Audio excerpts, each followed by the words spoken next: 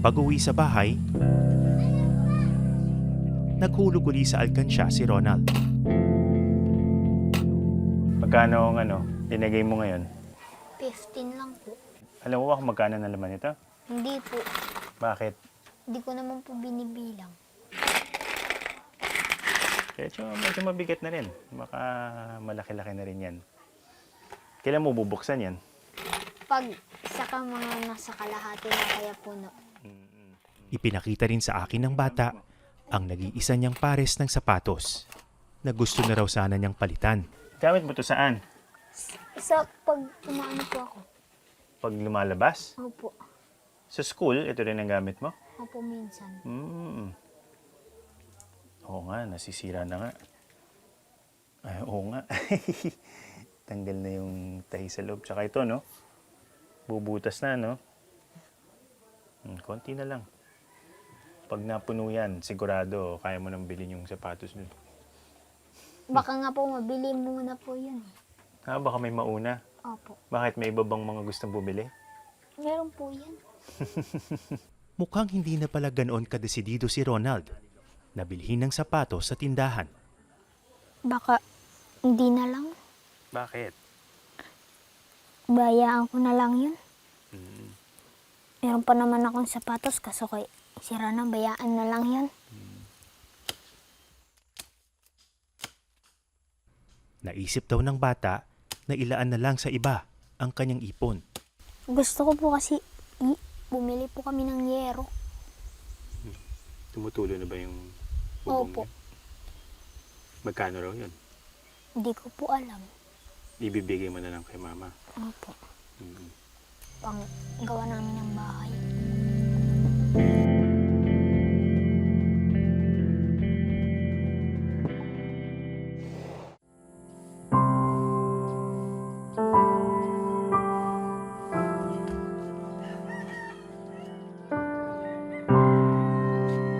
Sa maiksing panahong nakasama ko si Ronald, saksi ako sa kanilang sipag at determinasyon.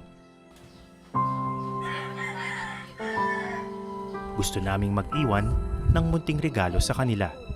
Meron kaming baon na konting regalo dun sa mga bata dito dahil bago pa kami umalis, actually nabalitaan ko na nag-iipon si Ronald para sa sapatos.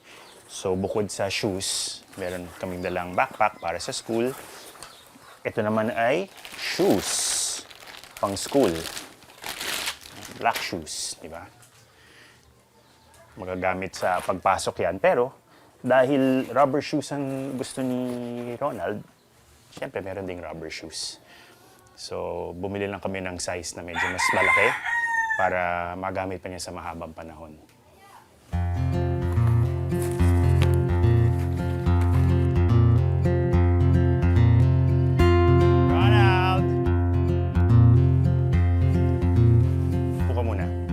Surprise sa'yo. Meron akong bag. Salamat Para po. sa'yo sa school. Okay ba yan? Nagagayat mo ba yan? Laki po. Ha? Salamat po. Malaki, ano? Pero dahil sa sapatos ang gusto mo, meron ako sa'yo ang dalang school shoes. Salamat po. Kasya ba sa'yo yan? Opo. And last but not the least, syempre, bagong pares ng rubber shoes. Ready ka na ba? Pikit ka muna. Okay, pikit ka muna. Oh! Dilat na, nakita mo na eh. Oh, rubber shoes. Medyo malaki sa'yo to, alam ko, pero magagamit mo to ng matagal. Oh, hindi ka na makapagsalita. Gusto mo sukatin? Sukatin mo.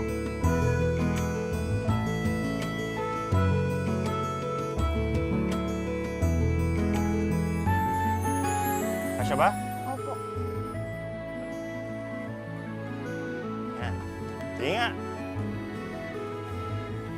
Lakad mo nga. Wah! Ganda po. Okay ba? Ano po, ang ganda po, sobra. Itong try mo tong school shoes.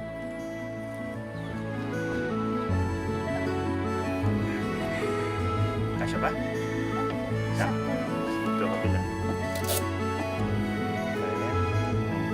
Suotin mo itong backpack mo. Sir, maraming salamat talaga.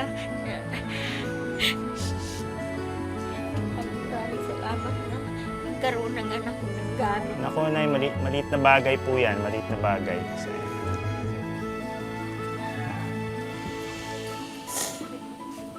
Ronald, munti ka naman. Nakatataba ng puso na makitang humingiti ang isang bata. Lalo na yung mga porsigido at nagsasakripisyo para sa pamilya.